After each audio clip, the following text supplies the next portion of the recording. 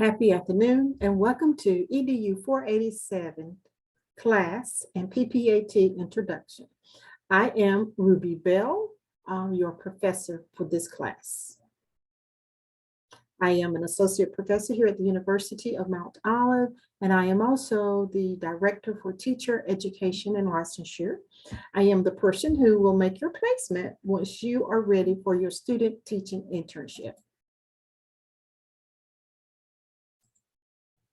I just want to say again, welcome to your EDU 487 introduction, and we will also spend some time talking a little bit about something we call the PPAT, but we will discuss that. Your first assignment, of course, and I'll get to know you with your introduce yourself forum. My office hours are Tuesday through Thursday. In other words, I'm in the office on Tuesday, Wednesday, and Thursday from 11 to 2. But please note that my office hours do flex the last week of the month. I am here for you if you need me. You can call or email, and an appointment can be arranged during those times in which my office hours are flexed. I don't have a problem with that. If you have questions or comments or concerns as they relate to this class or anything here at the university, please make contact with me as soon as possible. And please note that I cannot assist you if I do not know that you have an issue or a concern. Okay, let's just delve into EDU 487. I'd like to start off with your assignment guidelines. There are a few things that I'd like for you to make sure that you have as you submit your assignments to me. That is to make sure that your name is on all of your assignment pages. Sometimes you may have more than one page, but I need your name on the first page, the second page, and also the third page. Sometimes I may print those assignments off, and we work from a community printer down the hall. And maybe by the time if I print two individuals' assignments and they get mixed up, somebody might move them before I can get there. Then I won't know whose assignment it is. It's counterproductive for me to have to go back and look and figure it out. So if you don't mind, would you just please kindly make sure that you have your names on each one of the pages that you submit for your assignment. It would be really nice if you were to create a page header, and that way it will automatically register. And remember, if you do not, I will take points off for no name. Make sure that you copy and paste the instructions and the questions and directions in your assignment before you begin to work on those. And the reason being is that helps you to make sure that you address each of the items. I have had students to submit assignments and they did not complete the assignment because they missed some of the items that they were supposed to respond to. So that will keep you from making that mistake. Also remember that all assignments are due on Sunday of the week they are assigned on or before 6 o'clock p.m. Now, I've gone through and all of your assignment due dates and times should be correct, but if you happen to see one that is not, would you please just send me an email and I'll be more than happy to correct that. But I have checked them and they all seem to be okay. But if you happen to find one that says an assignment is not due on Sunday before 6 p.m., please let me know. I will also take attendance on Sunday after I have checked to make sure that your work has been submitted. Your submitted assignments will be used in order to provide your attendance. Present if you completed the assignments and absent if you have not. There is a 5-point penalty per day for each late assignment that you submit. There is also a late penalty, there's a point penalty if you do not copy and paste your directions, okay? All right, make sure that you document or cite all your answers. Your answers should be scholarly, and I asked you to document those because of the fact that we are not authors, we don't write the information. So if you utilize anybody else's information, please make sure that you cite it. And I want you to research other forms other forms of information to locate answers for your work at times, because it helps you to have a greater understanding of the topics by reading other people's work. You're not limited, of course, to your textbook, but make sure that you quote, reliable sources. I expect you to use the APA, at least the 6th edition. You may use Purdue OWL, www.purdue.owl, and that will help you with that APA style. And remember, please put this somewhere in your calendar, in your phone calendar, that your final exam will be posted in week 7. Okay, so always remember to look at week 7 for your final exam, and the date is there. I need you to review your entire Moodle course before you complete any assignments to familiarize yourself with the requirements and the due dates for the course. And always just follow the assignments provided on Moodle. Of course, look at your syllabus. They should be synced. It should be aligned. And if you have questions, please don't hesitate to call me. Please read all your assignments carefully. And that, again, as I stated before, is why I asked you to copy and paste your instructions or your directions into your assignment, because it helps to keep you on track and to make sure that you respond to all the items that have been requested for the assignment. And again, if you have any questions, any comments or concerns, please feel free to contact me. Now, let's talk a little bit about what we call PPAT. Your PPAT is the Praxis Performance Assessment for Teachers. It is required by the state of North Carolina for all student teaching interns. You will have to take the PPAT when you student teach or during your student teaching internship. You may find more information on the PPAT by visiting www.ets.org and look up PPAT. There are 4 tasks for the PPAT. Task 1 is knowledge of students in the learning environment. Task 2 is assessment and data collection to inform and measure student learning. Task 3 is designing instruction for student learning. And task 4 is implementing and analyzing instruction to promote student learning. Now, task 1 has been assigned to EDU 487. Task 2 and 3 have been assigned to EDU 485. And task 4 has been assigned to a content area for your specific major. And when we say assigned, that means that it is the responsibility of the class for EDU 487 to go through task 1, and we will do that for today. You're not required to take the test at this time, okay? We just practice so that you will have an understanding of what that task looks like when it's time for you to complete it. PPAT has a fee of $300. There's a passing score. There's a passing score of 38. Accommodations can be provided if necessary, and fee waivers are provided based on your income.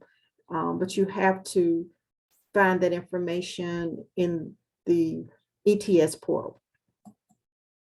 Task 1 is knowledge of students and the learning environment. In task 1, you will demonstrate the knowledge and skills that pertain to your understanding of your classroom regarding your students, the school, and the community, and you will identify the implications of these factors on instruction and student learning. When we talk about implications, we will talk about how and why the factors that you list for your school and community and your students are important in helping them to learn and become better students. There are certain tasks that are required, and we call these artifacts, PPAT task requirements. It requires that you respond to text box guiding prompts, and we will go over those today. You have to complete an instructional and support resources chart. You will have to develop a contextual factors chart. You will have to provide a getting to know your student activity, and you will also have to document, you will have to provide a document to demonstrate communication with your students' families, okay? Now, each task has guiding prompts that you need to respond to, and we'll go over these as we move through this presentation. There's also of course, the written commentary of approximately 2,100 characters. That's not important to you right now, but once you take the test itself, as you're doing your student teaching internship, that will be important to you. And just as a sidebar, I always encourage my students to type in Word and then copy and paste it into the ETS portal. But as I said, that's not important to you right now. We're just trying to get through to provide you information about your PPAT task 1. Of course, your written commentary and the task itself includes guiding prompts, references as they relate to your artifacts, and you will describe, you will analyze, and you will reflect on the evidences that you present. Now, one thing that you will have to provide with task 1 is something called instructional strategies and learning activities. So let's talk about an instructional strategy. An instructional strategy is very simply the techniques that the teachers use to help students become independent strategic learners, okay? The strategy that you use in order to help them be able to learn. And then, of course, there are the strategies that the students use to effectively accomplish the task or to meet the goals that you have set for them, okay?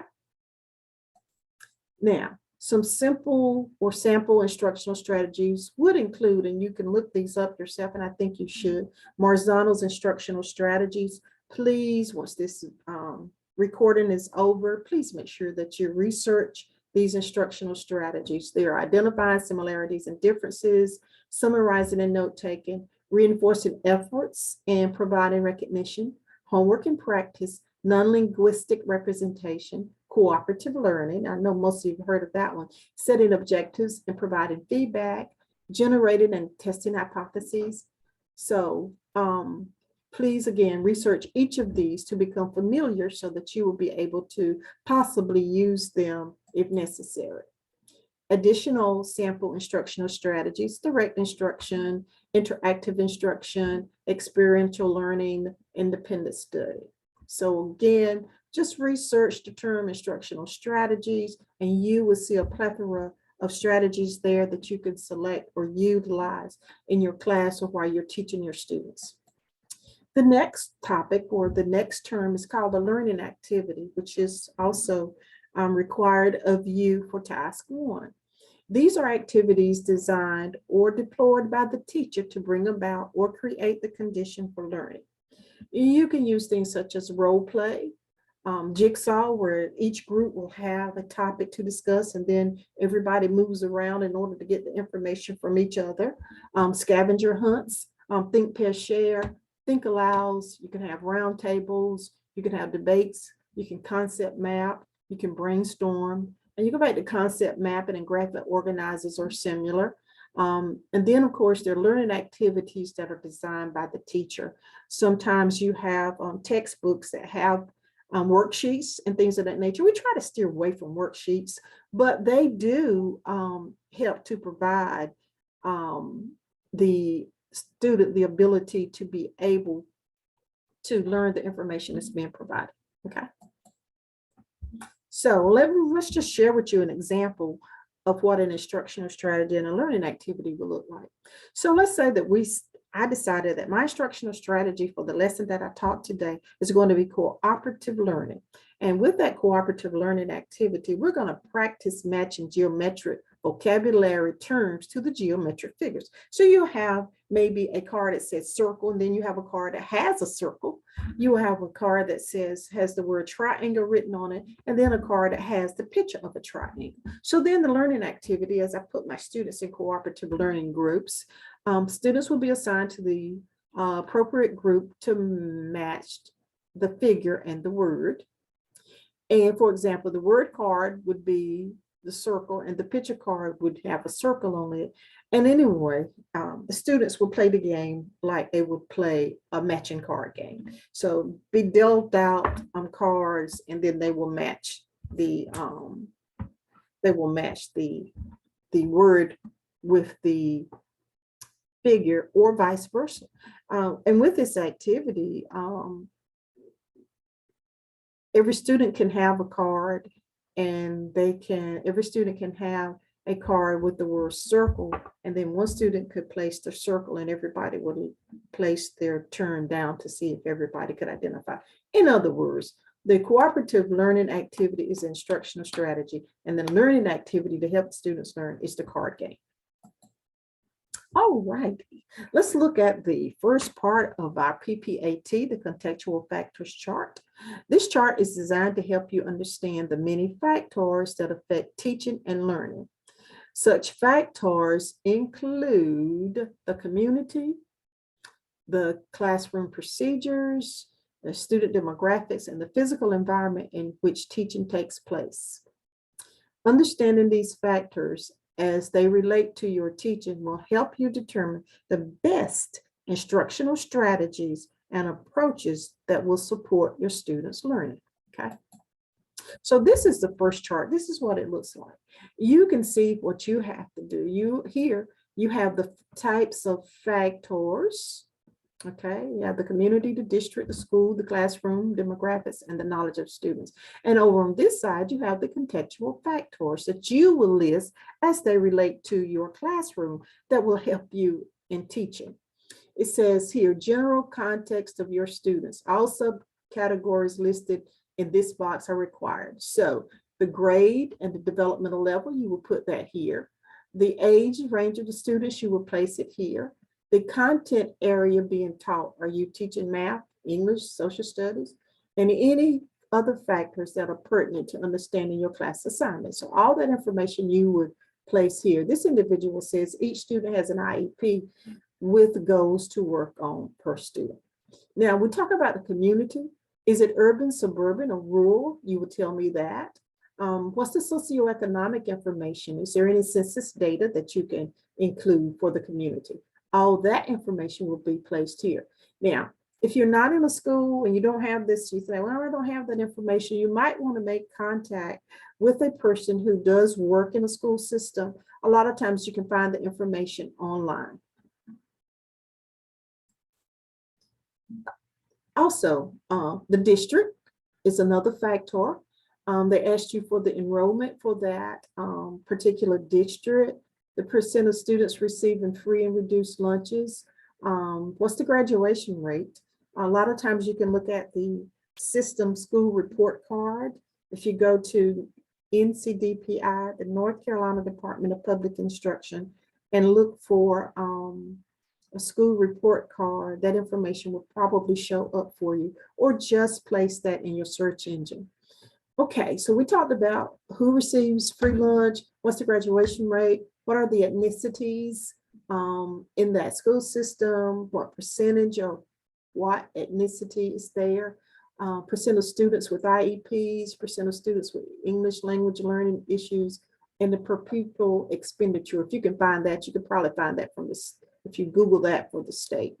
And then the school, what's the enrollment like? Percent of students receiving free lunch. What's the AYP, as average yearly progress data, which you can find on a report card. Same as ethnicities, and also the teacher-student ratio. You can find that on the report card. Classroom demographics. What are the ethnicities in your classroom? What's the gender ratios? Are there any students in your class with special needs? Are there any students who are gifted? What are the cultural characteristics in your class? And also, what are the physical needs of your class? And here we have knowledge of students in terms of the whole class and individual students. Are there any language needs for your class? Are there any specific approaches to learning that you must provide? What are some of the behavior issues, if any? We hope there aren't any in your classroom. Any academic proficiencies or any academic weaknesses? So those things need to be mentioned within your contextual factors chart. And the things that you share over here are the things that will be helpful in helping you to plan your lessons. So now the guiding prompt. So this is the meat of the task. The guiding prompt, the first one is to identify your chosen community factor. If you go back to your chart, you will see when we talked about the community, you would choose or select one of those factors. And then it says, based on your chosen community factor, identify and describe one possible, here you go, instructional strategy and one learning activity that you could use in your classroom to further student learning. Remember, our instructional activity was cooperative learning, and our learning activity was a card game. So you have a variety of instructional strategies that you can use. And I know you have a wide range of learning activities that you can use. And don't be afraid to go to a teacher's manual and look through those and find some activities for the subjects that you're talking about, or the subject and the topics that you're going to teach. Okay. All right, just checking to make sure I'm recording. Provide a rationale that explains how the identified strategy and activity connects to the children. Why did you select that instructional strategy? Why does it help the students? If you think about cooperative learning, the rationale for using cooperative learning a lot of times is to allow students from different levels to work together, because a lot of times students on the lower end of the learning spectrum can pick up from students from the higher end of the learning spectrum. And a lot of times if students who are shy are placed with students who are not shy, or who are who can relate to other students, those students begin to pick up some of those skills and characteristics as to how to communicate with others. So what's important is that you provide a rationale for the strategy, the instructional strategy that you selected, and the learning activity as well. B says, identify your chosen school or district factors. So now you're at the school and the district factor. So based on your chosen school district factor, identify and describe one possible instructional strategy and one learning activity that you could use in your classroom to further student learning. Same thing, instructional strategy, learning activity, and then you are to provide a rationale. Okay, and those were the two. Now, what we're going to do, we will continue to discuss PPAT task 1 on a weekly basis. So today we just did the first part of it. So I do want you to know that your contextual factors chart, your instructional resources chart, we did not discuss today. The getting to know your student activity, we did not discuss today. And your communication letter to the parents are all due on during week 4. So again, we talked about contextual factors chart today only. So next week, we'll do the instructional resources chart. And then the third week, we will talk about the getting to know your student activity and the communication letter to the parent. I will share with you how to get those done so that they'll all be ready by week 4 so that you can upload them. Okay.